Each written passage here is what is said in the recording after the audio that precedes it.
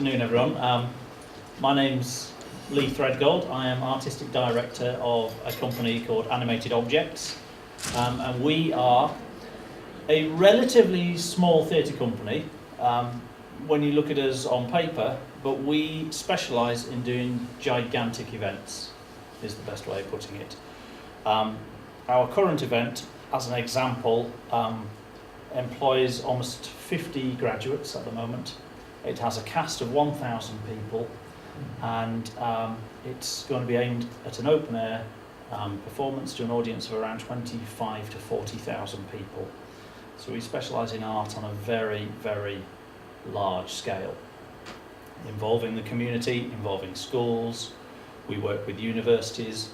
On our most recent project, we're working with people from 4 years old right the way through to our oldest maker, who is 104 years old. So we do the whole scope, and that is through design, making of giant puppets, scenery, costumes, everything along that line. Graphic design, we work with web design, social media, video production, animation, you name it in the arts, we do it at some stage or another. And we also make gigantic puppets that sometimes people think are prawns. So, he's actually an ammonite, the one, I don't know how many of you have seen the one outside there. He is a mechanical fossil puppet. He's the smallest one in our current show, which is called Orpheus the Mariner. The largest one, if you have an interest in that sort of thing, is going to be 26 metres tall. And to design that, first of all, it took a 6-month design process working with engineers and graphic designers, and myself doing the technical drawings. And we also work with crane engineers, steel fabricators, and all sorts of interesting people, including divers and sub-aqua specialists and things like that, so that we can make this enormous, great big thing. But I'll get onto that sort of project a little bit later on. I always loved making stuff, whatever that might have been. When I first started school, even from sort of 6, 7 years old, I remember I spent all my time making stuff, usually making a huge great mess at home of one sort or another, whether that was mucking around with plaster of Paris on my mum's carpet, which she was really thrilled about, to painting enormous things on walls at the local youth club, or making masks of my mates out in the garage, or mucking around on a drum kit, or whatever it might be. I always loved making stuff, and I'm guessing that many of you, if you're into the cultural world, are interested in making stuff as well, whether that be music or theatre or film or animation or two-dimensional art, fine art, paintings, photos. I'm hoping many of you are quite interested in making stuff, are you? Roughly? Do we have any photographers in the room? Excellent. Do we have any animators in the room? Or people who want to make films? Or people who want to make theatre? Or people who want to make adverts, graphic design? Well, excellent. So you see, all of those things are encompassed in what most people in the creative industries work in nowadays. That love of making things didn't really transpire till I was nearly at A-levels, because certainly when I went through secondary school, the only option for doing anything cultural at my school was either art or technical drawing, which were the two options that I took. But there was no drama on the curriculum at that time. There's no sculpture or ceramics or anything of that sort. So I spent 2 years basically through my GCSEs doing still life, which is the dullest 2 years of my artistic life. And it was only when I got to the A-level stage that things got interesting, because I got a real choice over what I could do for A-level, and I got back into doing theatre. I'd always done it on the side when I was at school, and had enjoyed being in school plays and mucking around, basically acting a bit of a fool, I guess, a lot of the time. I'd liked the technical drawing. I'd hated art when I went through school, but I loved it when I wasn't in school because I could do what I wanted to do for a change. So I took it as an option at A-level, because you get that option sort of, post-16, where you can really explore the areas of interest to you much more than you can necessarily in the secondary curriculum, although it's now much more open millions of years later on. I also got into theatre studies in a big way there, and dance and music in a big way, and they allowed me to kind of explore all sorts of different areas. But the most important thing I found when going through A-levels was that ability to see more work. Now, school's very good nowadays that you can get out and experience the work of lots of visiting artists, but certainly through A-levels, I found that the choosing of options that I wanted to do, and really those areas that I wanted to focus on and kind of explore, made a huge difference to my life. Because you get that opportunity when you're making these choices to go and encounter art in all sorts of different shapes and forms, much more so than you do when you're on a more set curriculum. And we got visiting dance companies in, we were off at exhibitions every other week, we were meeting artists, we were volunteering and working on projects.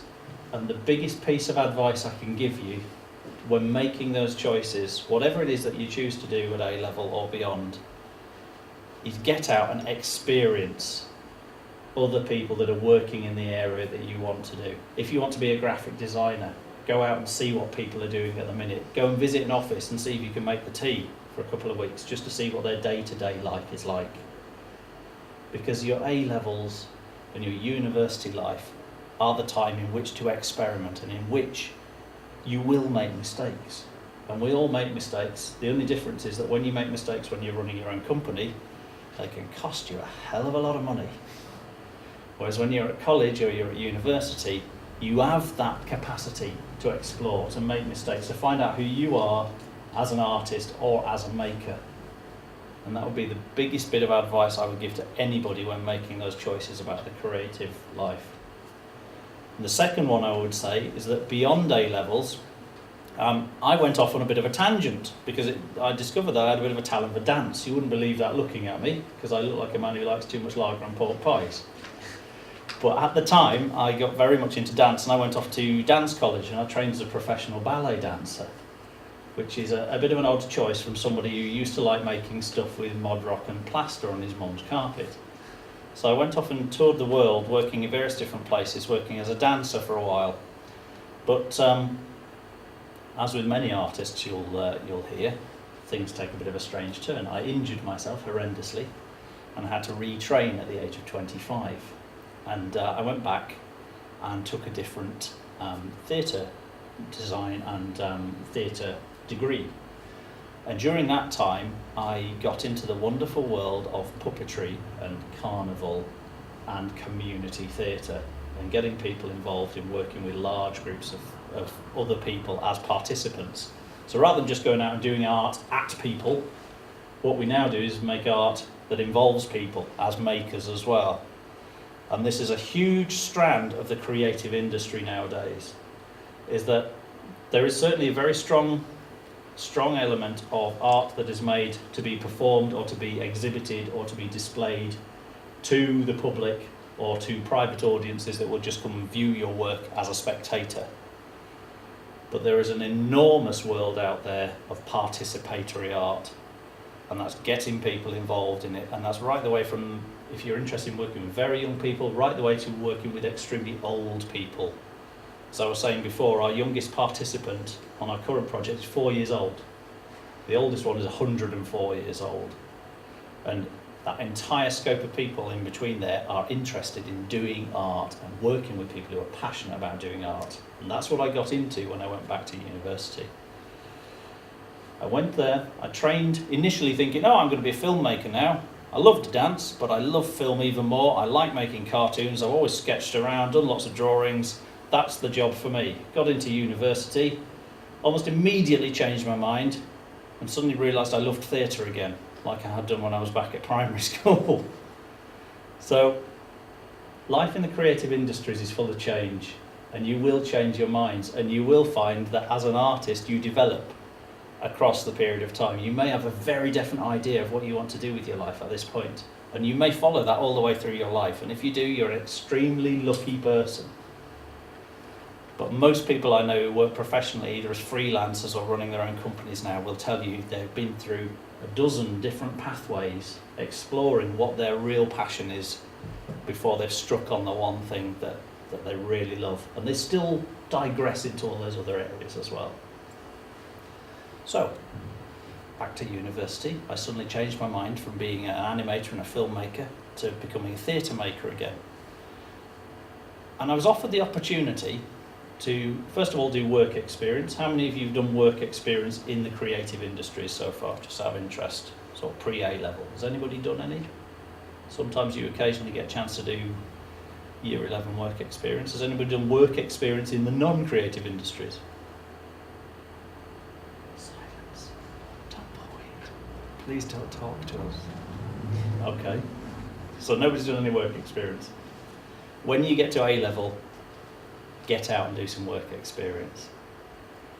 Because thinking about what you want to do is a fantastic idea, and exploring it in the world of academia is a fantastic thing. But until you get out into the workspace and see how it is on a day-to-day basis, you can never really make an informed choice. And that's what college and university did for me. They bombarded me with opportunities to go out and work, whether that's working backstage for a dance company that's coming in, lugging in their cases or setting up their lights, whether it's sitting on a soundboard to do one cue at the end of a play that's 2.5 hours in, and you don't want to fall asleep before you hit the play button because otherwise they'll strangle you. Whatever that work experience is, it's worth doing just to experience what other people do. Universities, back then and still nowadays, also offer the opportunities for international exchange or for exchange with other academic societies, and there's a huge tradition of this. And I can guarantee for a fact I would not be doing what I do nowadays if I hadn't taken those opportunities. Because you get to meet people, but you get to see things from other people's perspectives as well.